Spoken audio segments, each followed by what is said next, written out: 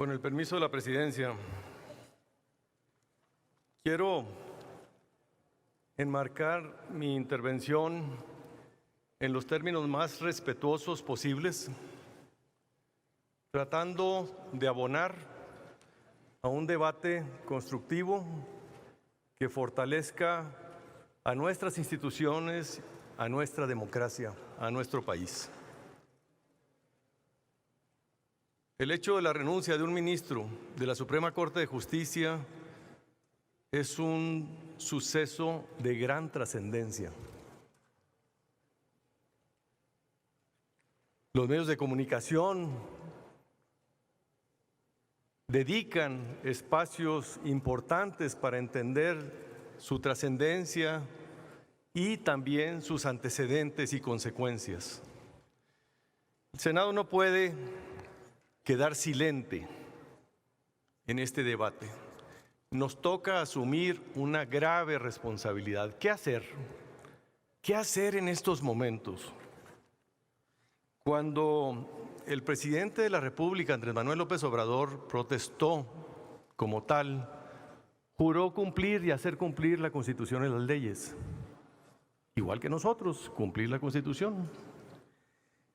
Y el artículo 98 de la Constitución dice que las renuncias de los ministros de la Suprema Corte de Justicia solamente procederán por causas graves. Serán sometidas al Ejecutivo y si éste las acepta, las enviará para su aprobación al Senado, cosa que ya hizo. Ergo, el presidente de la República ya acató esta norma constitucional y consideró las causas graves que a su juicio ameritan aceptar la solicitud de licencia. Yo quisiera, a través de esta intervención, Presidenta, que respetuosamente la mesa directiva solicitara a la Presidencia de la República cuáles fueron las causas graves que consideró para conceder esta solicitud. ¿Y qué debemos hacer nosotros en consecuencia? Yo no quisiera que nos atrapáramos en el debate del personaje, que además hay que decirlo, ha sido polémico antes, durante y después de su ejercicio. Pero no creo que sea el tema. El tema que a mí me preocupa mucho es el procedimiento. Actuar, primero, filtraciones, trascendidos, juicios sumarios, renuncia, se acepta la renuncia y se da carpetazo. Si eso llega a suceder, sería completar el ciclo de impunidad que nos hemos comprometido todos a combatir. No puede ser el caso, no puede quedarse con los brazos cruzados este Senado de la República cuando hay serias acusaciones, pero que no han trascendido más allá de los periódicos y declaraciones puntuales. Se debate, nadie puede ser forzado a desempeñar un trabajo.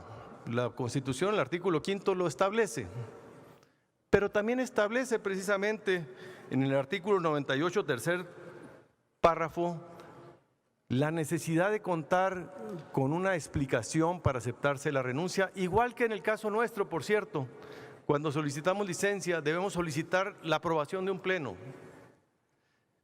Normalmente se acepta. Pero yo lo que quisiera que nos preguntáramos es, ¿qué nos imaginamos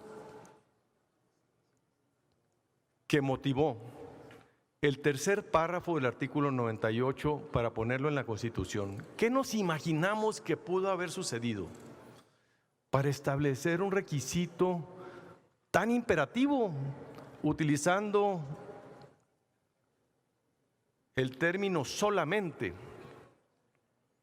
Y yo me pregunto si no es para estos casos, cuando hubiese algún amago, alguna amenaza, y te intercambien una renuncia a cambio de un silencio, a cambio de una impunidad.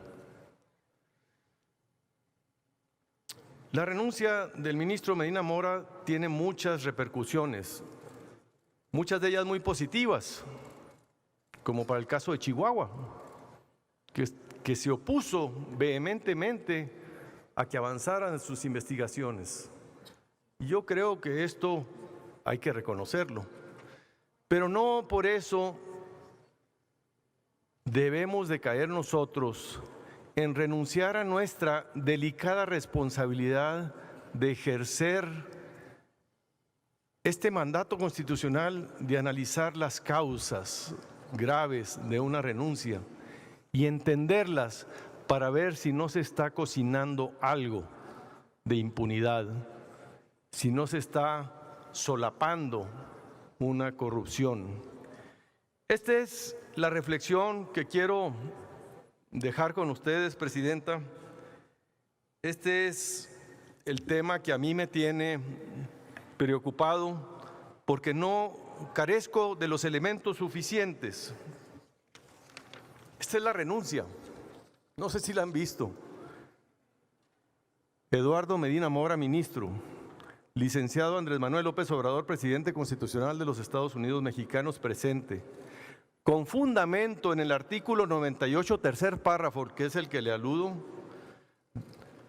someto ante usted la renuncia al cargo de ministro de la Suprema Corte de Justicia de la Nación para que fui electo por el Senado de la República. Ruego usted acepte esta renuncia y acorde a lo previsto en la Constitución, la someta a consideración de este Senado de la República.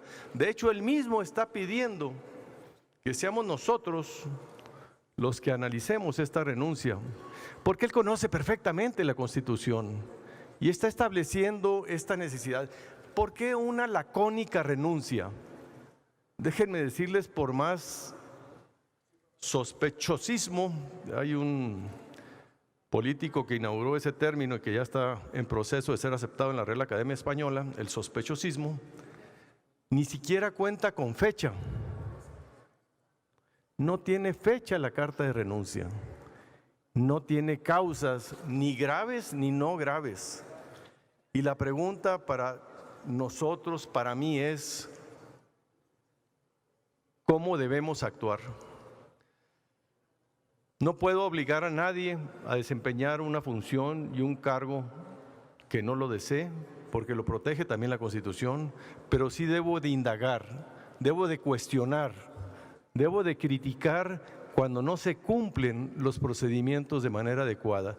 Y yo pido al gobierno federal que nos ayude a esclarecer las causas graves y pido a la mesa directiva que solicite respetuosamente a la presidencia para que nos comparta cuáles fueron las consideraciones que tuvo en este caso para turnarle al Senado esta grave responsabilidad. Y pido, solicito y exijo que no exista impunidad, que no vaya a haber un carpetazo simplemente porque ya se concedió la renuncia y ya se doblegó a un ministro de la Corte. Es cuanto, Presidenta. Muchísimas gracias.